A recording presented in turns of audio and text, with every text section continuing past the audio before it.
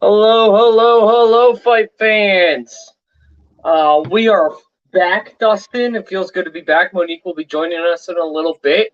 We unfortunately had to take the week off last week because we were all just so busy in our outside lives. We'd love to be able to do this regularly every week, but we got to go make that money somehow.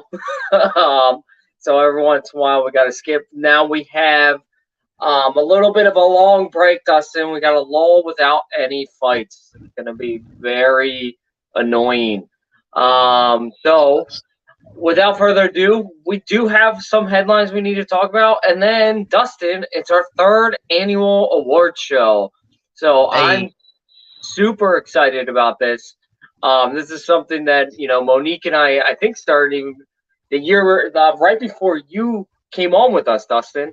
Um, it might have been right when he started too. I don't remember, but so we're super excited because we're the self-proclaimed experts, so we got to give our opinions and tell you how the UFC gets it wrong every single time because they do get the awards wrong every single time. Without further ado, though, we do have to talk about our sponsors, um, guys. I say it every week. If you are getting a little bit older like me and still want to try to work out like you're younger, you should probably check out rxhemp.com. This stuff is absolutely fantastic. Carlos Condit uses it. And everybody knows that Carlos Condit doesn't put his name behind anything that doesn't he doesn't actually use. So rxhemp.com, use promo code rxhemp-usn to get 10% off your entire order. Then you got visit again, like we said, there's not a lot of fights, but there's always stuff going on in the sports world. So please visit mybookie.ag today.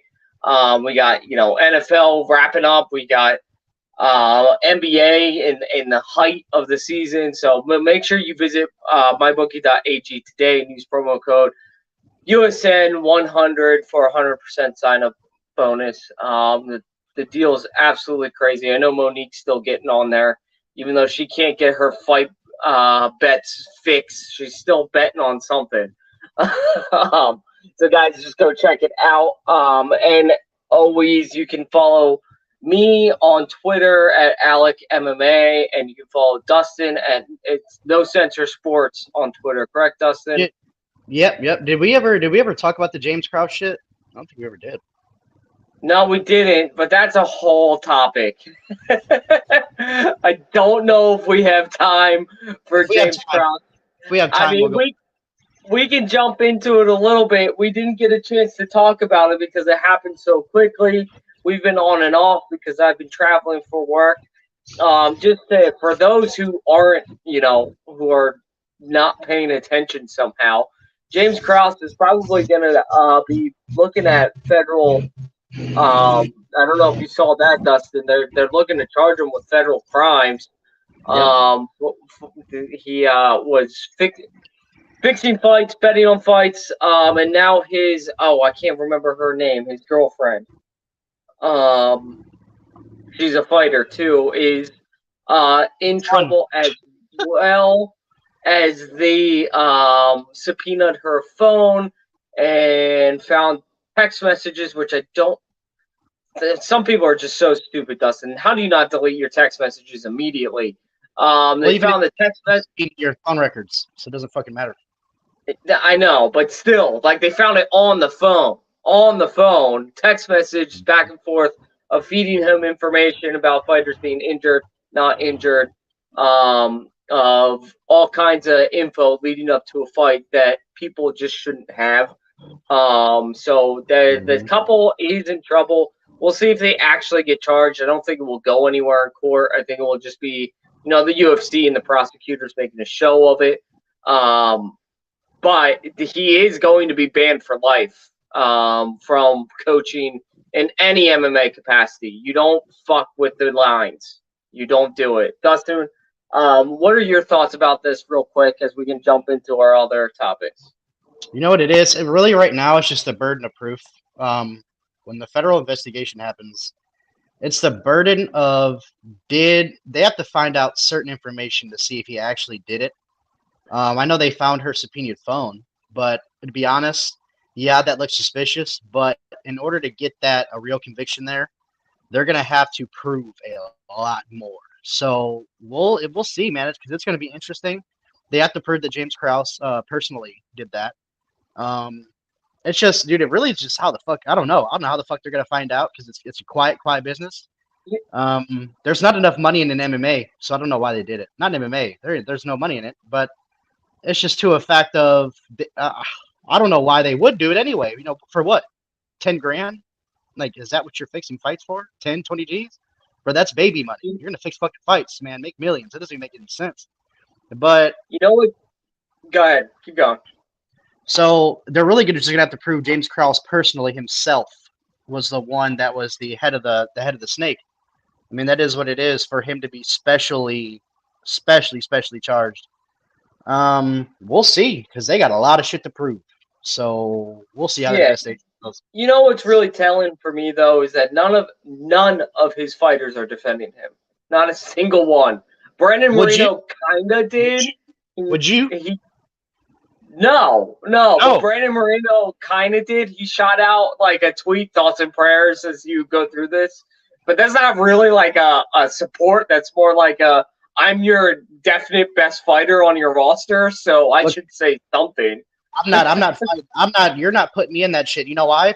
Because if you put me in the middle of that, you're putting my livelihood on the fucking line. Yeah, you're right. Oh, I'm not fuck no. I'm not getting kicked out of the UFC for being a part of that. No, yeah, you're right. Yeah, no, and he's never going to be on a ringside, octagon side ever again. He's done. No matter what the criminal investigation is, they have enough evidence to say you were definitely fixing fights. I mean, there's not concrete evidence. There probably never will be, but it's pretty clear that that's what he was doing. And even if he wasn't doing that, he was putting out injured fighters knowing that he could win and then betting against them. Like, that alone is just fucked up.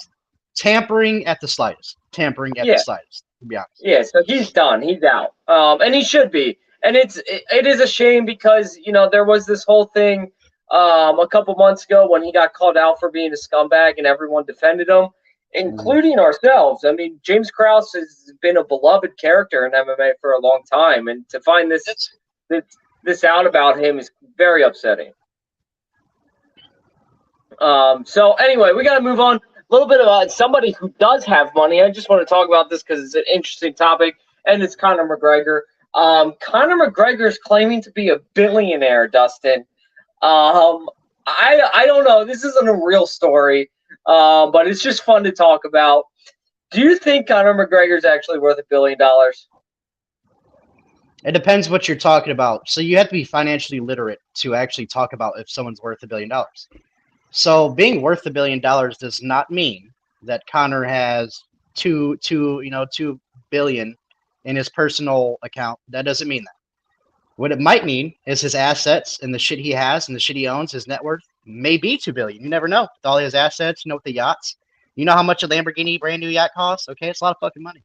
So therefore, I mean, his assets and what he's worth could go up to $1 billion. Now, assessing his cash flow, assessing what he's got in his accounts, that's two different bills there. I mean, so I doubt he has 2 billion in cash, but I would not doubt his net worth might be $1 billion or 2. You never know. The net worth could be. His cash flow is not. I guarantee he doesn't have 2 billion in cash, but he probably has 2 billion in assets. I'll give him that. Yeah. Yeah, I mean, I don't really care. I hope he is, just to be like, fuck everybody. Like, I am the ultimate MMA businessman, fighting businessman out there. And he is more of a businessman than a fighter at this point in his life. But I mean, the guy's got so many irons in the fire. It's like what I compare him to is like, not as a person, but just like business wise. The actor Ryan Reynolds. Not everybody knows this, but Ryan Reynolds is worth $4 billion. Oh yeah, that dude's rich. like quietly, and that's Conor McGregor. He has so many irons in the fire. He owns so many businesses. It's just like it would be weird if he wasn't at this point, right? It's like he's got to have at least $1 billion in ownings and earnings in total. I mean, that, again, you're right. He might not be worth $1 billion, but he might not have $1 billion in the bank account. But he's definitely, his assets, like you said, and everything that he has must add up to $1 billion. It does. It's like, I think the last I checked, he owned somewhere around 50 to 70 companies. So like, and they're all doing well. It's not like he Also, has companies failing. So you gotta understand his beer brand in Europe just passed Guinness, dude. You know how Yeah. fucking big this is? the first time it's ever happened in 70 years that a beer has outsold Guinness in Ireland and England. And we're talking Guinness is a multi-billion-dollar company, and it's been around for a very long fucking Yeah. time. So do the math yourself. Anyway, let's get back to fighting. So, well, I guess we have one more topic of not fighting, right? So, Paddy and Ariel Helwani, we didn't get to talk about this. If you've watched this show before, you guys know how I feel about Ariel. I don't like the guy. He's cringeworthy. He's very whatever's popular at the time he supports, and when it becomes not popular, he doesn't support it anymore. And I don't just mean like items or things or fighters. I just mean like in general, life-wise, is what he does. I mean, he does stand up to Dana, which is, I'll give him credit for that when he does do that, because he does do that. But he's just so cringeworthy for me. Paddy came out and kind of called him out, saying that the guy's a fucking scumbag, and he doesn't, some of his gripes were good, some of them were wrong. He doesn't pay, not paying fighters to be interviewed and all this other stuff. He did the one thing I really agree with Paddy about was that he did say like he just follows what's ever popular so that people click on his name, and that's kind of what he does, and he's clickbait. And I do believe he is clickbait at this point. He wasn't for a long time. He wasn't. He was a real deal MMA reporter, one of the first mainstream MMA reporters, but he's become clickbait over time. Dustin, I know how you feel about this. You're more in favor of Ariel than I am. That's for certain. But go ahead. What are your thoughts on this? Here's my thing. When Paddy calls him clickbait, first of all, Ariel proved that he makes nothing off of clicks. He proved it, and he laid it out. And he was like, "Look, dude, I have a contract." But not directly, but he does make money off of clicks. It's just not direct. I mean, the more people are clicking. Alec, wait. The more people are clicking on his name, the more his stuff pops up on your thread. The more you watch it, the more sponsors he gets. I'm not saying that. First of all, his show is under contract. So whatever, his show is under contract with a company. So he only gets what they pay him. He does not get any extra off that. But here's the problem with when it comes to that. ESPN does shit for clickbait. Why the fuck do you think they have Stephen A. Smith? Okay. Yeah, ESPN does it. Everybody does it though. Everyone. Shannon Sharp, Skip Bayless, Undisputed, First Take. It doesn't fucking matter. All of them do the same thing. Yeah, the Ariel Helwani. And here's the fucking thing about Ariel. The only reason I get mad at Paddy and Dana for this shit is because I hate bullies. The number one thing I hate in my fucking life is bullies. And to be honest, Dana has been trying to bully Ariel Helwani for no fucking reason his entire career. Like, I'm just going to be real honest. He got mad at him one time for Brock Lesnar and like the way he put it out. And I was like, Dana, you act like you're the only one allowed to report on the UFC. That's not how shit works. ESPN reports in the UFC. Everybody reports in the UFC. So yeah, he got the download that Brock Lesnar was coming. Sure, cool. Get the fuck over it. And then the problem is Ariel's over here spitting facts and factual information, and Paddy was outright fucking lying. Like, he's outright saying shit that wasn't true. And he had the text messages, he had voice messages, he had everything. It wasn't true. So when he talked about paying the fighter for the interview, that wasn't true. Ariel invited him, and he said, well, I have to do a paid interview, yada, yada, yada. And Ariel was like, okay, that's fine. He was like, whenever you have free time, whatever. Ariel did not ask Paddy Pimblett for money. That didn't happen. And first of all, Paddy never asked him for money directly. Yeah, he did. He said it on video. I watched the whole thing. He said he had paid interviews when Ariel was in New York or wherever he was. Basically, he Yeah, was trying to get an interview with him, and he said, I have a paid gig, so I can't skip it." And he was like, "Okay, well, if you don't have a time slot open, that's completely fine." Well, his manager hit Ariana Wani up and was like, "Look, if you have, you gather some money from your management group for Patty to come on, we'll do it." And then that's where Ariana got offended because he's had Patty the Batty on his show when he was in fucking Cage Warriors, when he wasn't making a dime, he wasn't famous. He supported that guy through his whole fucking career, and literally, they're asking him basically for money. So Ariel honestly got fucking offended. I would have too. I'd have been like, "Bro, what are you talking about?" First of all, real reporters do not pay for interviews. That's for people with podcasts. That's for people that are content creators. He's technically still a reporter. They don't pay for that shit. And number two, listen, Ariel Helwani's not just a reporter. He's not. He's worth $8 million, dude. He has ownership in BTC Sports. He's not just he's not just a reporter. He has a shit ton of money. He owns part of. He does own part of his podcast, and he owns part of the network that he's on. And he's helped built it. So I get what you're saying, but Ariel is bullshitting too. I mean, it's just like how fighters have stopped going on Joe Rogan's show because Joe Rogan is worth hundreds of millions of dollars and refuses to pay fighters to go on the show. And then Joe Rogan and Ariel Helwani go off about how they support fighter pay and other ways to make the money, but they're not willing to throw them a little bit of money to do an interview. So that's your Do I believe it? Ariel Helwani gave Patty Pimblett shit for not coming on the show. I don't think so. I do know that the next show he kind of made fun of him a little bit, but that's neither here nor there. That's not a big deal. But I think Patty's and he embellished, and I don't like it. And the biggest issue with what he said is he didn't back up any he didn't win this fight.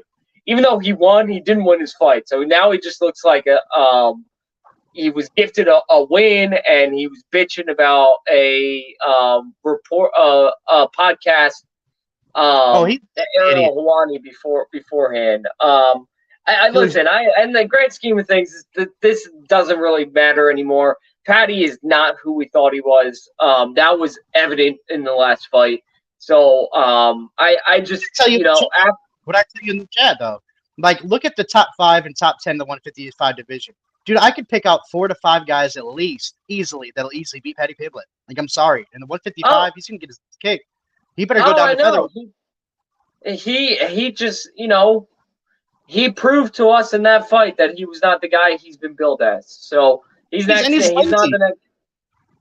next Conor McGregor. He got worked. He got absolutely worked. Anyway, we got to move on. I will say one more thing on what's annoying about Patty. What's annoying me, and you guys can confirm this. I've been talking about this shit for a whole year since he's been famous. He's a young up-and-comer, right? Dude, he's not established in the MMA world yet when it comes to being a top elite fighter, dude. He's just not. And I get it. He's funny. He's interesting. He blows up to 200 pounds. He gets fat and shit and eats waffles.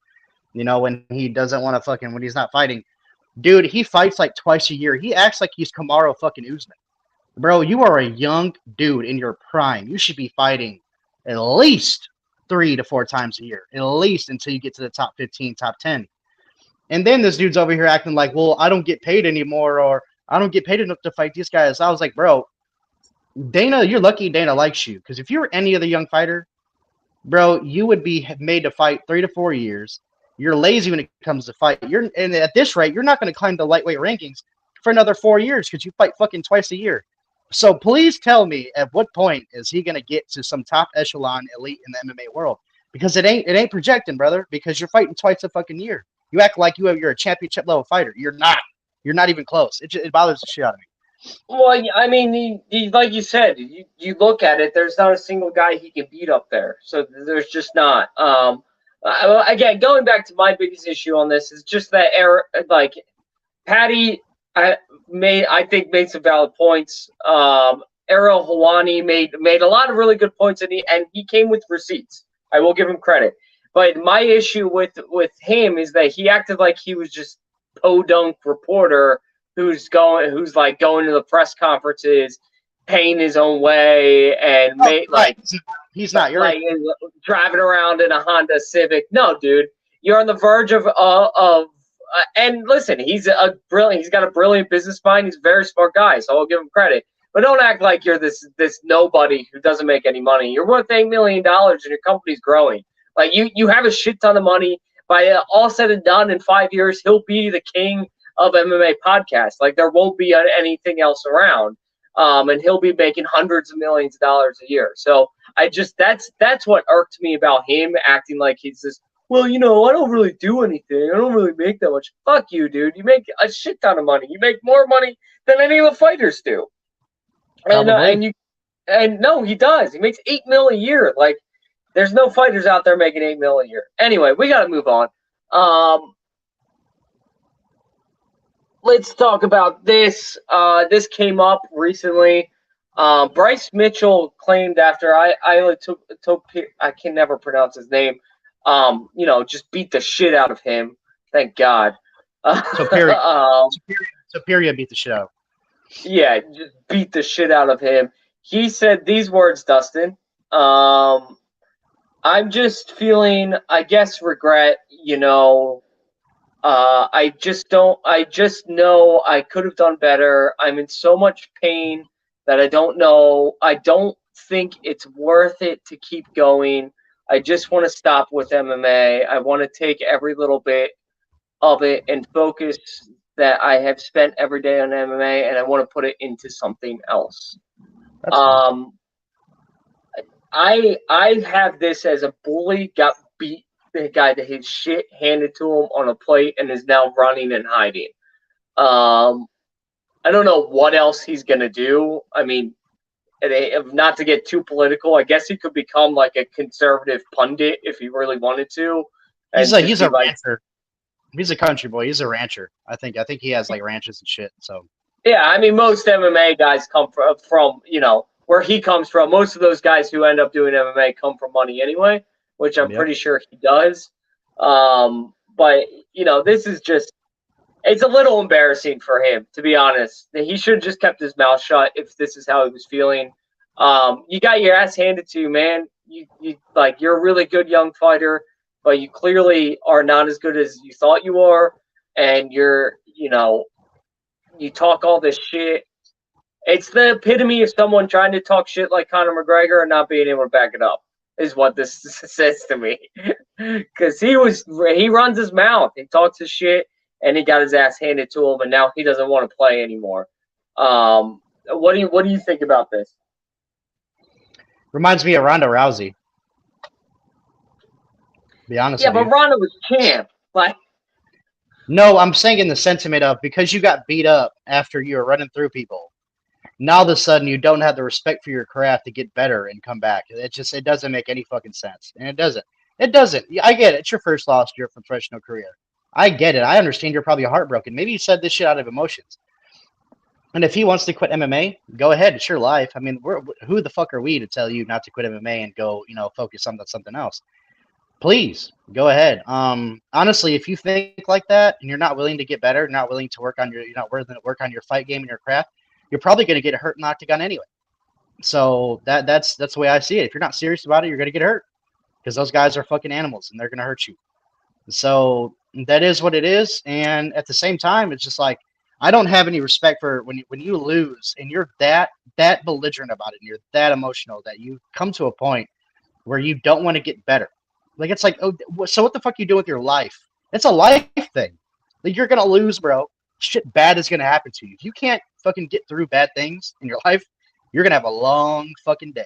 And that's exactly what it is, because life ain't shit. Life is worse than that fight. So, I mean, what are you going to do the next time some adversity cracks you? You know what I'm saying? Like, what are you going to do? You're going to quit that too? So it's the same thing with me, where, bro, get back in the fucking gym, work hard, get better, understand what you did wrong to get your ass beat, and come back and just fight and get better and try to win.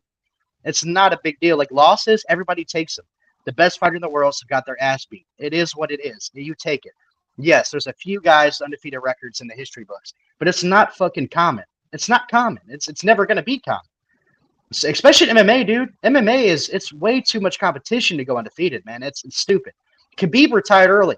He could have kept going, and he easily could have moved up weight, and he easily could have lost. It just depends when you want to stop and when you want to keep going. So therefore, it comes to a point where, okay, you got your O taken away. I get it. And if, like I said, who the fuck am I to tell you not to retire, not to go focus on something better in life? If that's your decision, go ahead. But actually, I'd rather you do that if you think like that. Because if you go into the octagon half-assing, bro, you're going to get beat the fuck up. And I'd rather you do that. Yeah, I just, again, this is just screams to me of, spoiled brat who doesn't, he's not getting his way anymore. Just doesn't want to play. I mean, he's always been a pain. Like, the other thing I think he's realizing is, these guys he's fighting don't like him. Like, that's true. They don't. He's he has his beliefs, and we won't get into really what they are, but they are not mainstream. We'll just say that. They're very controversial, and he's got conservative. Sure, to say the least. To say the least. So he like, these guys don't like him. They wanna hurt him. Like, they want to hurt this guy when they get in the octagon. So it might be best for him to just, hang it up and go do something else. Go hang out on the ranch. I don't know. Maybe we'll see your face on Fox News one day. I don't know, man. But, like, this is just sad. It's just a sad like, event that he just is like, I don't want to do it anymore. Anyway, we're going to move on. This is going to be my favorite topic. Because, Dustin, I have no love for Paulo Costa. I don't think anybody does. You'd be shocked how many supporters he has. So, just to break it down for everyone, Paulo Costa is not technically pulling out of the fight because apparently he didn't sign anything, which I don't think is true either. He had to have signed something because he was in training camp, so was Whitaker. He was billed on the card. Like everything was put into official. So I don't know if I even believe that. But let's just say he did it, right? Let's just say he's not lying and he didn't sign anything. He verbally agreed to it. He said that he was going to do it. He has one fight left on his contract, and he decided to try to pull a fast one on the UFC and ask for more money. The UFC tried to give him more money, and he turned it down and walked away. He's seemingly walking away from the UFC in total. Dustin, and then Whitaker posted his video basically saying, sorry, guys, the Perth fight is off because that's his, he's from Australia. He loves fighting in Australia. So he's like, you could tell he felt bad. This is the second time a Costa Whitaker fight has been canceled. Dustin, I'm going to let you go first. What are your thoughts on Paulo Costa? Where do you think he goes from here? And what do you think about this whole situation? What's your read on what happened? Who gives a shit about Paulo Costa? That's my fucking take, to be real. To be real, I'm not a big fan. He's got a lot of power. I think he's a threat when he steps in the ring. Don't get me wrong. I think he's a knucklehead. I thought he was funny when he was making fun of USADA. I thought that shit was hilarious. When they tried to steroid test him, and that shit they tried to drug test him like right before a fight. Then he was like, "What the fuck?" And I agree with him too because he was obviously clean. And they tried to get him for steroids like right before a fight. I thought the shit was hilarious. I was actually starting to get on his side a little bit. He was actively fighting. He was funny over there fucking trolling USADA. That shit was hilarious. And then all of a sudden he does shit like this. But that's what I'm saying though. It's hard to stay on his train, man, because he does great things and he does dumb things. I mean, he's like Marvin Vettori. Him and Marvin Vettori are probably best friends. I guarantee they hang out. Because I think both of them are fucking knuckleheads, man. They're both full of themselves. They both think they're better than they are. Vittori's over here saying that he beat Israel Adesanya, which he must be smoking some hella fucking crack. I mean, like, I don't know what type of crack rock he was smoking, but that shit was dank. Like, that shit was strong. If he thought he beat Israel Adesanya in either of those fights. And then it came to a point where Paulo Costa's the same way, man. He don't show no respect, and he thinks he's the shit when he's not. I mean, it's hard to get with a fighter like that. At least Conor admitted when he lost. At least Conor had respect for opponents that beat him. Well, minus Dustin Poirier, because your wife sent me DMs. That shit was funny, by the way. That's still a meme. That's hilarious. It comes to a point where Paulo Costa is just annoying to me. Like, if you go to Bellator, that'd be dope. I mean, shit, go to the PFL or something. We'll see. But UFC, I don't know. I don't think UFC wants to let him go, but I think he's an idiot. Like, I really think he's unreliable and he's not a professional guy, and that just is what it is. Yeah, I'm gonna go ahead and throw something up. I haven't thrown up in a while, Dustin. Paulo Costa is a liar. He's just a liar. Everything that's been coming out of his mouth about this whole situation is I can prove statistically that he is lying. I can prove with facts that he is a liar. That he is also trying to put out misinformation about his own contracts and his own payment in the past to make himself look better. He's lying. He's just outright lying about everything. First of all, you had to have signed the contract. You had to have. You were billed. The UFC has the fight commissions and the UFC have laws that you can't be billed on a fight until there's a contract signed. It's not allowed. You can't do it. So like you had to have signed something because you were billed on the fight. So that's lie number one. Lie number two is him saying that he was on a $70,000 contract. Now this isn't an outright lie. This is more misinformation. He's technically telling the truth. His most recent contract was for $70,000.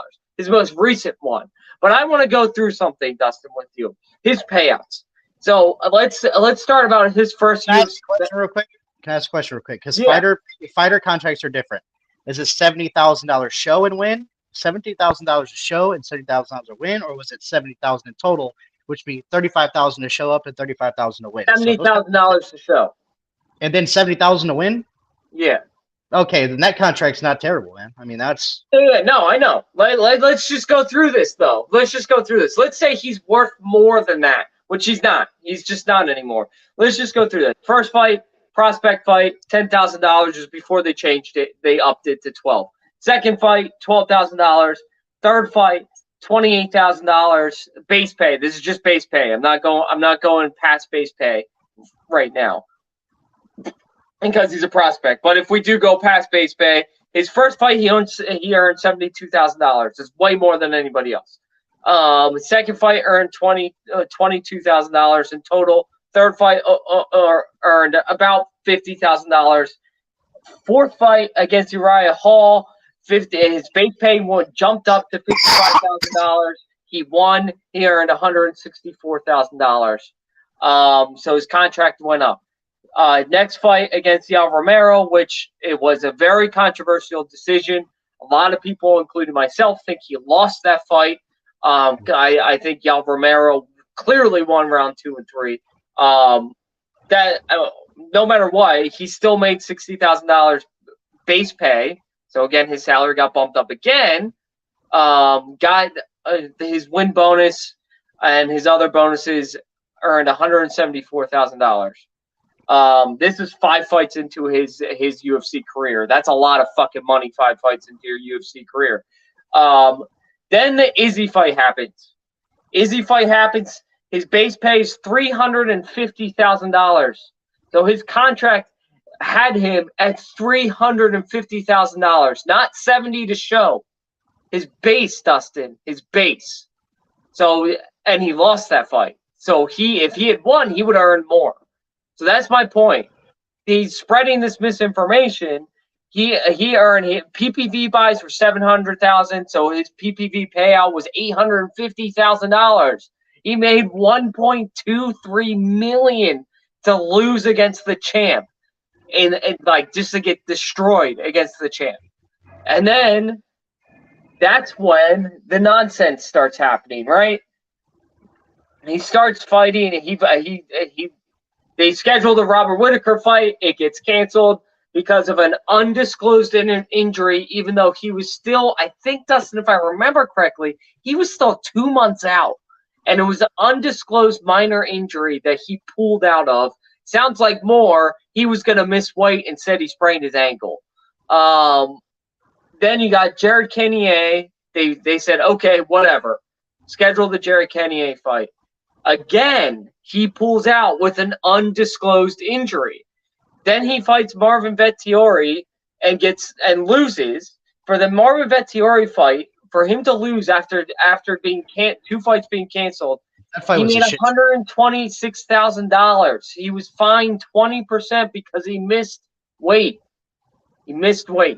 So he didn't earn $120,000 officially because he got fined on it. And then his last fight against Luke Rockhold, 20% of his purse.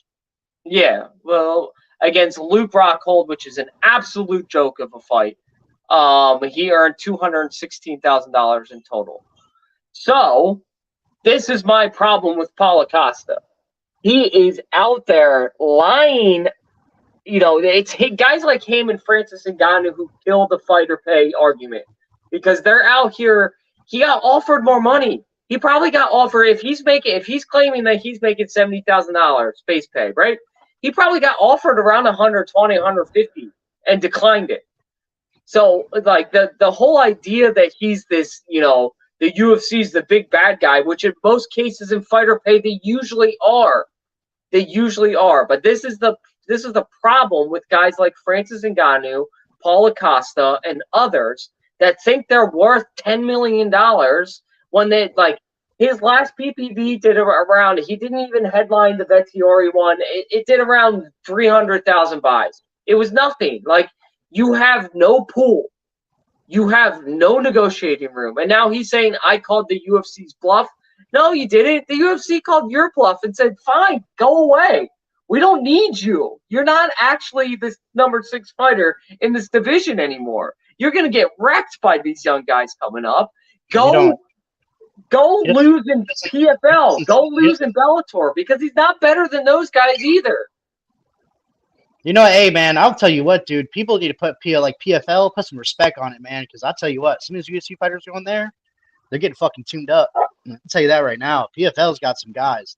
They might not be the top 5 in the world or anything, but there's UFC fighters trying to go to PFL and getting their ass beat. Like it's serious. I mean, typically, we're being honest. They're guys past their prime, or they're, you know, were never the top echelon fighters. Like well, I don't mean that. I'm just saying, like Costa. You know, hey, don't be surprised if Costa shows up in fucking PFL and gets dropped, dude. PFL isn't gonna want Costa. Like that's the other thing about this whole thing that no one's talking about. Costa is a PR nightmare. The guy is constantly saying controversial shit. He's constantly, you know, everything LGBTQIA. He's very vocal against them. He's very vocal against other races. Like this guy just says things that are just awful. And let's not forget that this is the same guy that elbowed a nurse because she wouldn't give him a vaccination card without actually getting a vaccination. Like, this guy's a PR nightmare. Bellator will take him. Bellator will sign. They'll be like, here's a contract. You have a chance at $1 million, but you won't get it. So here's $100,000. Here you go. I don't think PFL is going to take him. They're trying to be a serious promotion. So I think he's probably going to try to fight one of the Paul brothers, and no one's going to give a shit about that. I think he's just one of those guys that doesn't understand the economics of the fight game, and is because of that is destroying his career and destroying the fighter pay argument. That's my big problem with this whole thing. Is he takes the legitimate argument for more fighter pay and discredits it when he's made statements like this. That's my big issue. You're correct. All right. So, do you have any final thoughts on that? Not really, other than Paulo Costa's a fucking weirdo. I mean, that's he's always been a weirdo. I mean, I'll say it right now, the guy's a piece of shit. Like, he just is. He's like, you know, there's a lot of athletes out there and fighters specifically that just aren't, like, they're not good guys. And Paulo Costa has this cult following that just, like, defends him to the death. It's like I got in Twitter spats, as you know I do, Dustin, and I was just sitting there while these guys were arguing, deleting all of his bullshit that he says, just going, "This is the Donald Trump of MMA." Like that's who Paulo Costa is. He just You mean the T.J. Dillashaw being top 3 pound for pound? You remember that Twitter argument? That was the dumbest fucking thing I've ever heard in my life. But yeah, that's a different conversation. I don't know what fucking argument, what universe smoking pole. fucking floated into that day. Smoking pole. I wouldn't even. You should have seen how red I was. I was so angry. I was like, what the fuck is happening here? Anyway, that's a different conversation. All right, guys, we're on to our awards. This is one of the most exciting shows that we do every year. It's not, there's not a lot of arguing that goes on in the show. It's just celebrating the amazing 2022 that we had this year in the fight world. And Dustin, it was amazing. Did you know, I just read this stat. Did you know 34% of fights ended in a knockout this year or TKO? That's crazy. It's the highest it's ever been. That's insane. So it was just a fantastic year in MMA. So we're gonna start out. I want to start out with this one, Dustin. Let's start out with the young guys, the young bucks.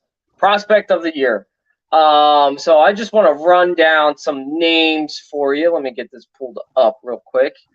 Let's fight of your top prospects. Here we go.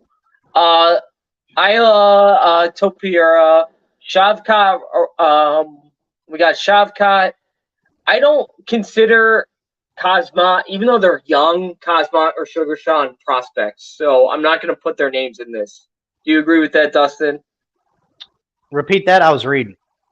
I don't consider Khamzat and Sugar Sean, even though they're young, I don't consider them prospects anymore.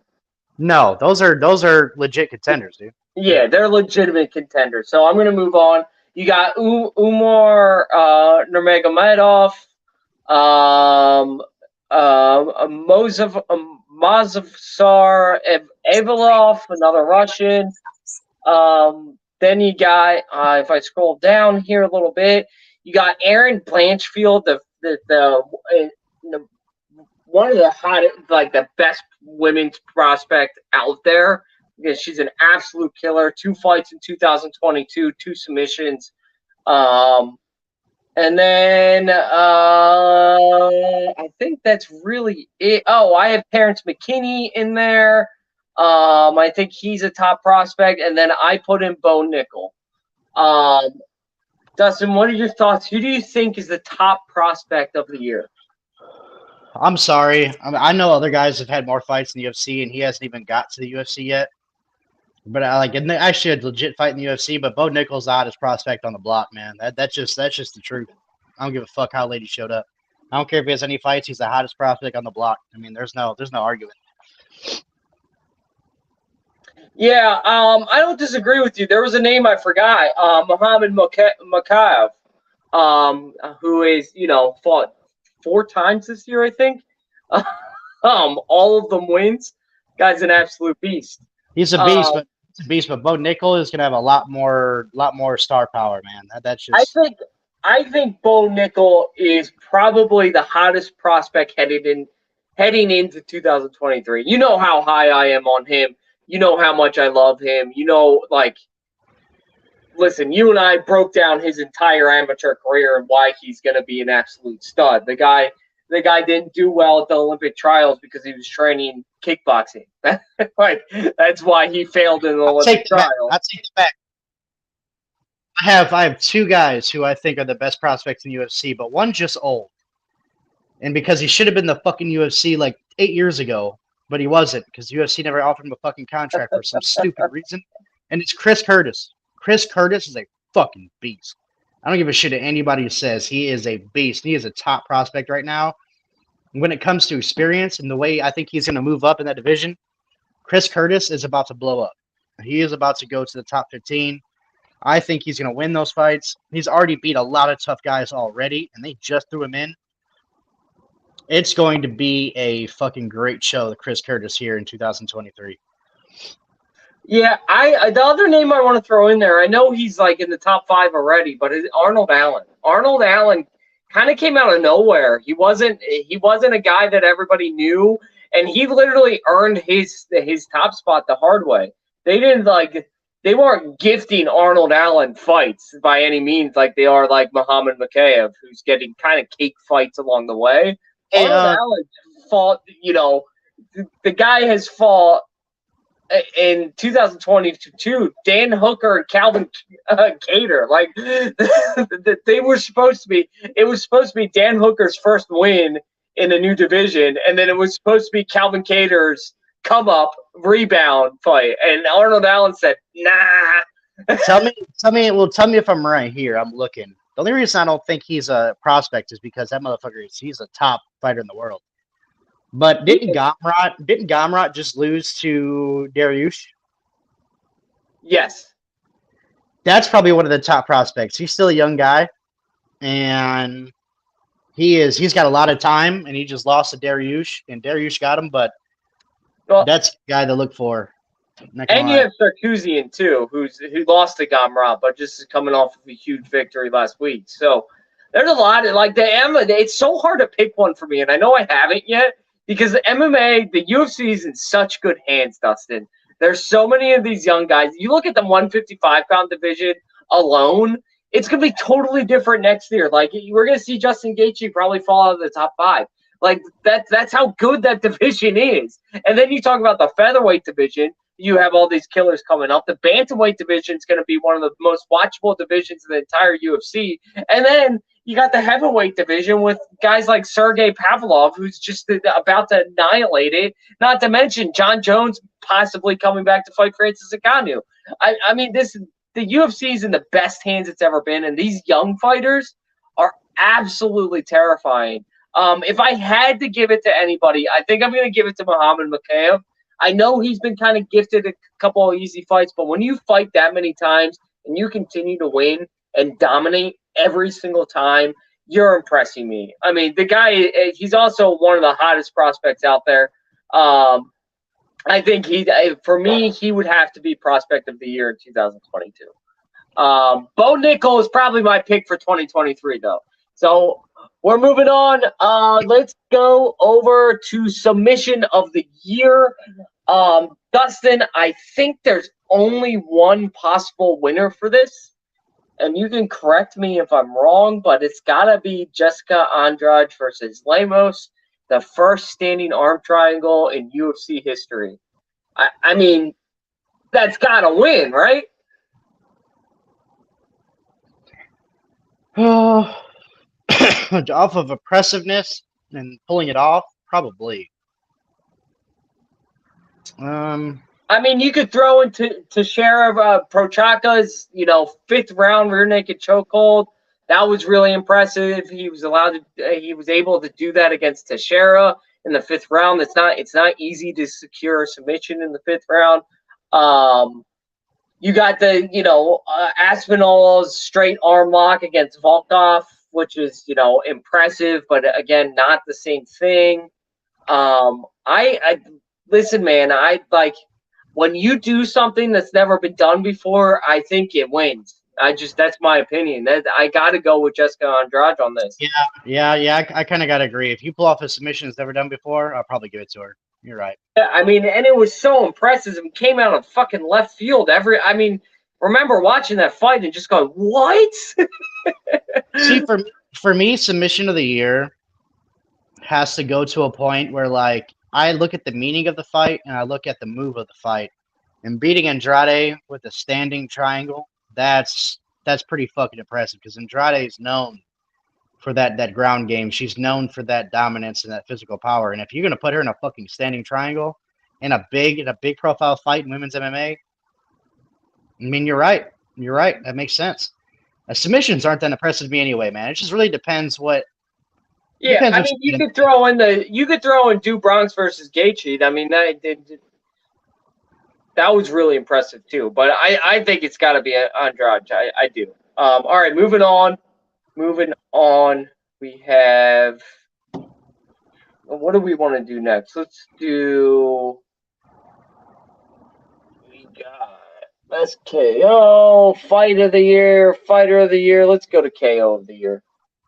Knockout of the year. This is always the fun one, and god damn, there were so many of them this year, Dustin. I mean, I already have my pick. I already have my pick. It's undisputed. 30. I just want to reiterate this for everybody. 33%, 35% of the fights ended in knockout or TKO. 35%. That's of 35% of over 500 fights throughout the whole year. That's crazy, just crazy. So we have a lot to pick from. We got Chandler versus Ferguson. You know, the teeth in mouth knockout. That was really gross and very impressive. We have Usman versus Edwards. I mean, to have Leon Edwards being dominated that entire fight, for him to come out in the 5th round and throw that combo just like his coaches told him to and get the knockout and become champion against the pound-for-pound best, the guy who I think is still the pound-for-pound best in my opinion. It's just absolutely incredible. And then let's not forget about some of the smaller ones that weren't as, big of a deal on a big stage. Molly McCann versus Carolina. That spinning back. That was sick. Spinning back elbow that came out of left field. That was just nuts. You had Topiera's right hook. That was one of the cleanest right hooks ever landed against the young Herbert brother. Let's not forget about Bam Bam knocking out Derek Lewis with that vicious elbow, that absolute vicious elbow that set Bam Bam on that tear. And then Vera knocking out Cruz was a good one too. That head kick, that shit. That's what I was just gonna say. The Chito Vera head kick against Dominic Cruz. You had the Yadong Song's uppercut against Marlon Morales. Yeah, there is so many to pick from. Dustin, what are your thoughts? Leon, man, I'm sorry, Leon Edwards. It's undisputed.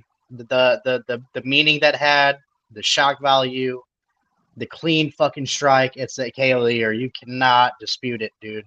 I'm sorry, and that's not even an argument. I'm not willing to argue. That is the KO of the fucking year. Listen. You got no arguments from me. It wasn't the coolest knockout. It wasn't the flashiest knockout. It was the most important knockout. It was the most impressive knockout.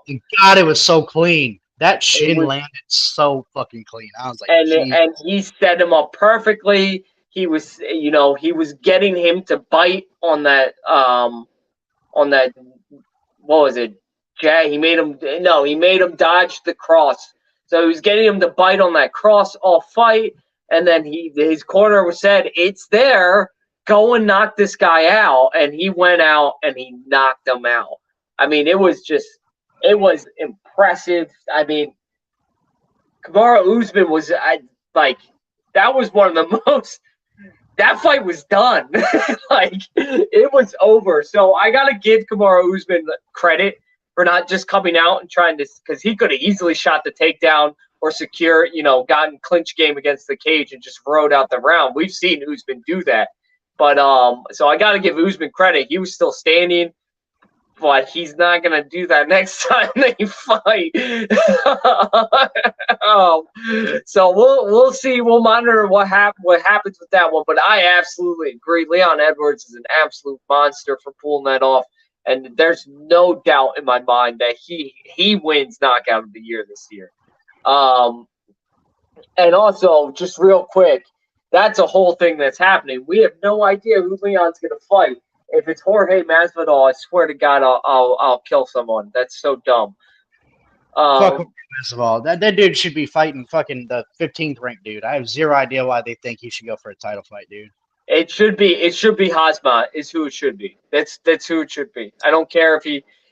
Fighters miss weight. It happens. It fucking happens. Khabib missed weight. Some of the greatest fighters of all time have missed weight. Give the guy a goddamn break. It's not that big of a deal. Let's just move on and go. Why? The biggest reason I don't think people want to happen is because Hazmat will just ride Leon Edwards into deep waters, and it will be brutal. He's gonna beat Leon Edwards. I'll tell you right now. They put Cosmot in there. He's beating Leon Edwards. Yeah, yeah. I mean, he's the only guy both of you and I think can beat Usman with ease. You know, not with a clean knockout like Edwards did.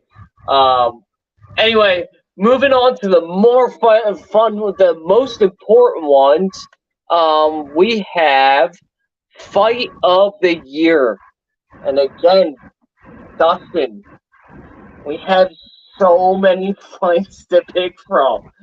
There's Teixeira versus Yuri Prochazka, which was an absolute, I mean, talk about crazy fight and amazing stand-up.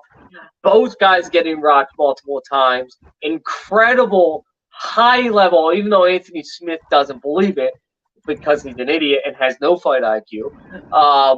But very high level Brazilian Jiu-Jitsu being shown.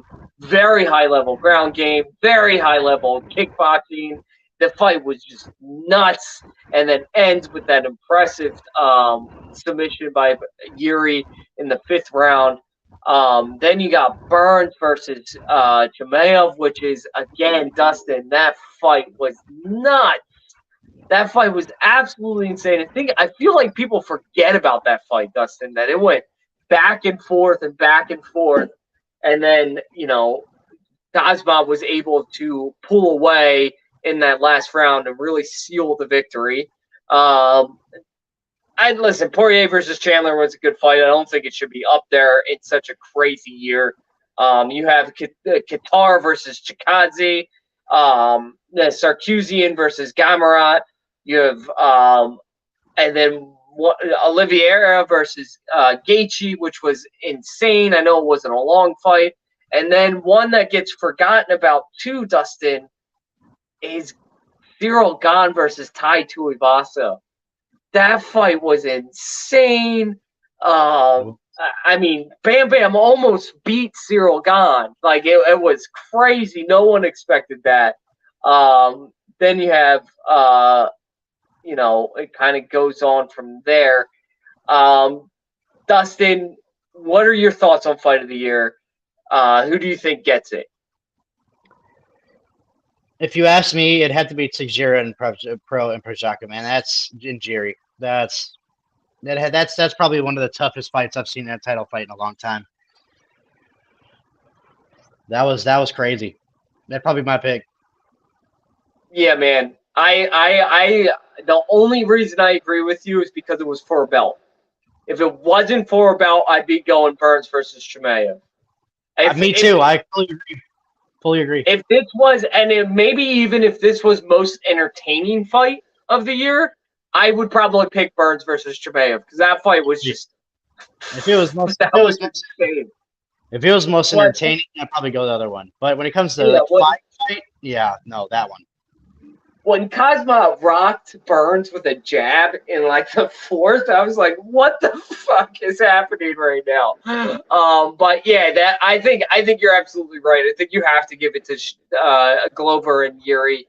Those guys really put their heart out on the line. It was nonstop action, nonstop. Even though there was periods of time for casuals where it would have been classified as boring, it was just very high level Brazilian Jiu-Jitsu. And watching Yuri roll out of those few times he did, of those dangerous positions he got into with Glover was just insane. And then watching Glover being able to trade with Yuri was insane. It was just all around an absolute crazy fight. That being said, let's wish Yuri Prochazka well. Hopefully, I know the surgery went very well. His follow-up MRI was clean. So he doesn't need a follow-up surgery. They still haven't disclosed the injury, which is a little scary. But let's hope he gets back because that division needs him. Watching Jan and Ankalaev fight, that told me that Yuri Prochazka needs to be in the light heavyweight division. And then, so we both agree on that one. We're gonna go with the all-important, and I forgot to create a banner for it. But so let me do that real quick. but we have the all-important Fighter of the Year. So Dustin, lots again in a crazy year like this. We have lots of things to pick from. We have lots of people to pick from in Fighter of the Year. You got Volkanovski, Alex Pereira, which I don't agree with, but I understand why he's up there. I just disagree with it in general. You have Islam, Yuri Prochazka. I'm not going to put him in there. I'm going to skip Aljo because fuck him. But if you're just looking at stats, Aljo should be in there, and you're not taking circumstance into it. But if you take circumstance into it, fuck Aljo.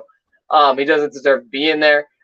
Then you have, and I don't think Khamzat, you know how much I love him. I don't think he should be in there. He had 2 fights in 2022, and he missed weight for one of them. Therefore, you do not qualify as Fighter of the Year. So you have Leon Edwards, who had 1 fight this year, but it was a big one, so he has to be in there. One that people are sleeping on is Chito Vera. 2 huge fights in 2022 and 2 huge victories where he was, by me, counted out, and by many others. Then you have,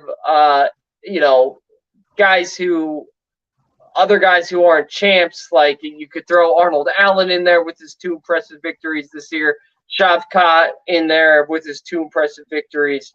You could throw in Sergey Pavlovich in there if you wanted to. He fought 3 times, all of them finished by TKO or KO. That's impressive as hell. And then I wouldn't go any further down than that. But that's what we're looking at here. Dustin, who's your pick for Fighter of the Year? And I swear to God, if you pick the guy I think you might pick, and I'm hoping you don't pick, I'm going to scream at you. I'm just going to scream at you. I think I know you think I'm going to pick, but I'm not. And this is coming from, if no one ever better fucking say I'm not objective ever again, by the way, because I do not like this fucking guy. But I'm sorry, man. Chito Vera, you're the Fighter of 2022 for me, bro. It's got to happen. It's got to fucking happen. I think, dude, the shit you did this year is crazy. Man, no one expected it. And that is what it is. Chito Vera hopped into elite status, man. No one fucking thought he would, man. So, hats off to him. I think Chito Vera is my Fighter of the Year. Chito Vera, let's go over his. It's not letting me go to his account for some reason. Let me pull it up real quick because we want to, honor the Fighter of the Year. He beat this year in impressive victories Rob Font and was it Dominic Cruz? Oh, okay, finally pulled it up. So he was a candidate for Knockout of the Year. He fucking had Rob Font, Dominic Cruz. Yeah, Rob Font and Dominic Cruz. A lot of people picked against him in both of these fights. After he beat Rob Font the way he did, he had me sold, man. And everybody knows I hated on him. We both hated on him. But when he beat the shit out of Frankie Edgar and then Rob Font in 2020 this year, I was like, all right, this guy's the real fucking deal. And then when he went up against Dominic Cruz, it was a no-brainer for me who was going to win that fight. So Chito Vera, very, very impressive this year. 2 victories that he wasn't supposed to win. Yeah, he's not champ, but he is ultimately in line to fight maybe next. Let's take a look at that real quick because we want to see. Sugar Sean's going to get that next title fight. I'm sorry to break that to everybody. He shouldn't, though. That's my point. He's gonna get it. He's gonna get it. That's just fact. He shouldn't, but he probably will. But it's Chito Vera's 4th right now, so he's right in line for it. So I personally think he should be fighting next for the championship. But it sounds like Aljo's gonna be fighting Henry Cejudo, so we'll see what happens in that division. But I listen. I love your pick. He's definitely up there for me. I just for me, I know it was only one fight, and I know we already gave him an award, but I have to go with Leon Edwards. I mean, yeah, it was only one fight, but he pulled off one of the biggest upsets we've ever seen in the history of the sport. He is the champ. Except Matt Serra with GSP. That was probably the worst one. That was very.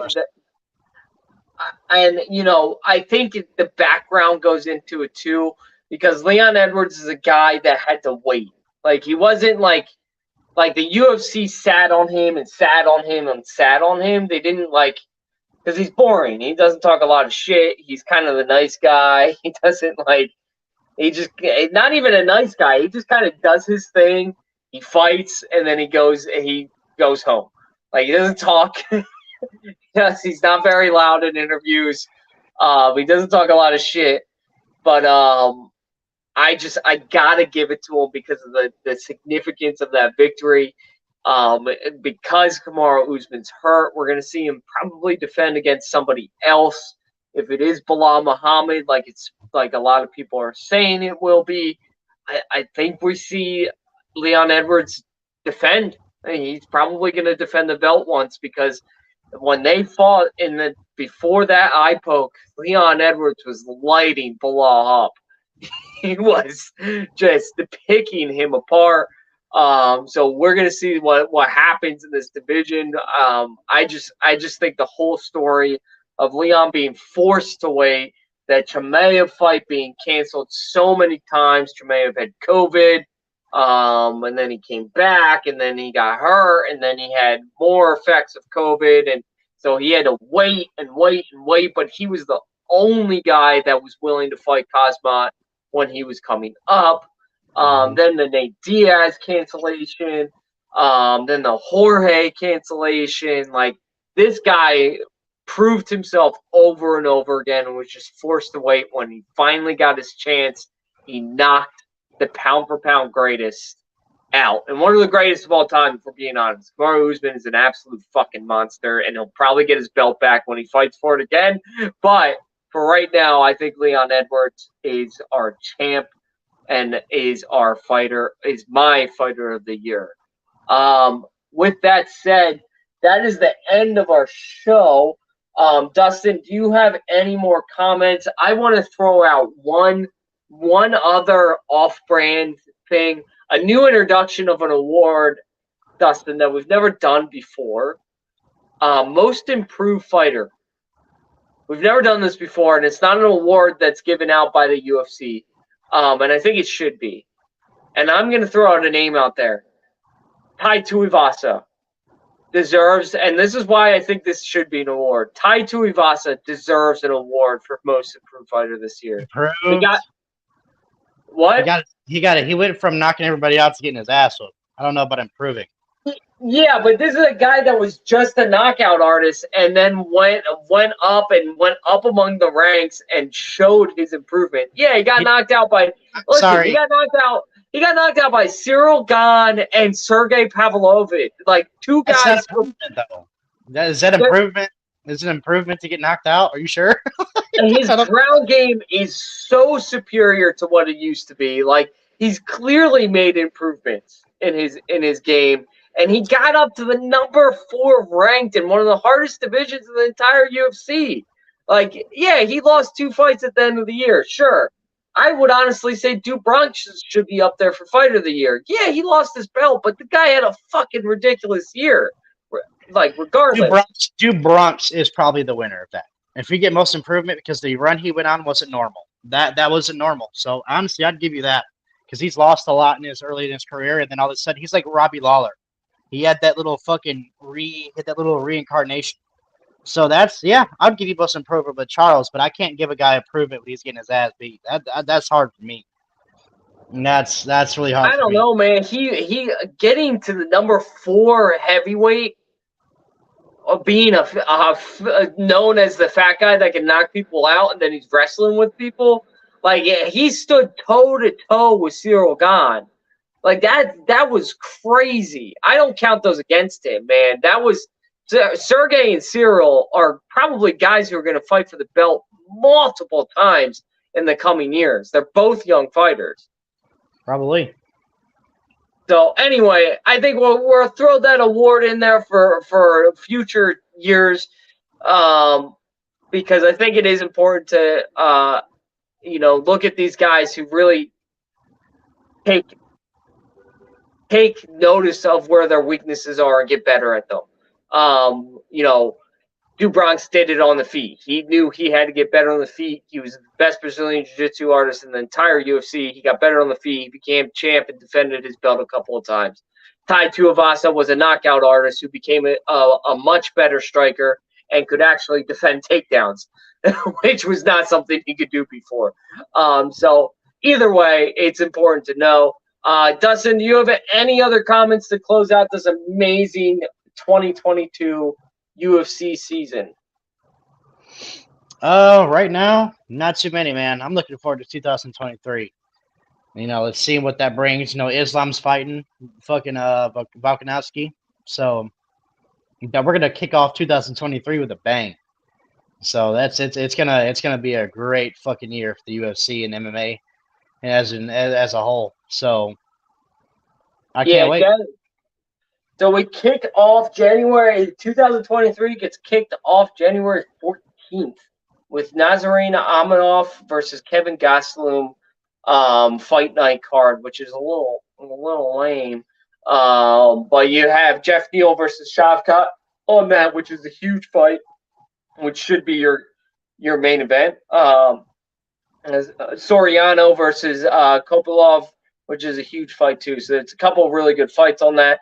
And then what Dustin is talking about is, you got UFC 283, Glover Teixeira versus Jamal Hill, which will be for a belt, which is a little weird. We'll talk about that when we get closer to the fight. But Biggie versus Moreno 4, Gilbert Burns versus Neil Magny, Lauren Murphy versus Andrade, and Mauricio Shogun Rua making an appearance on that card. So 2023.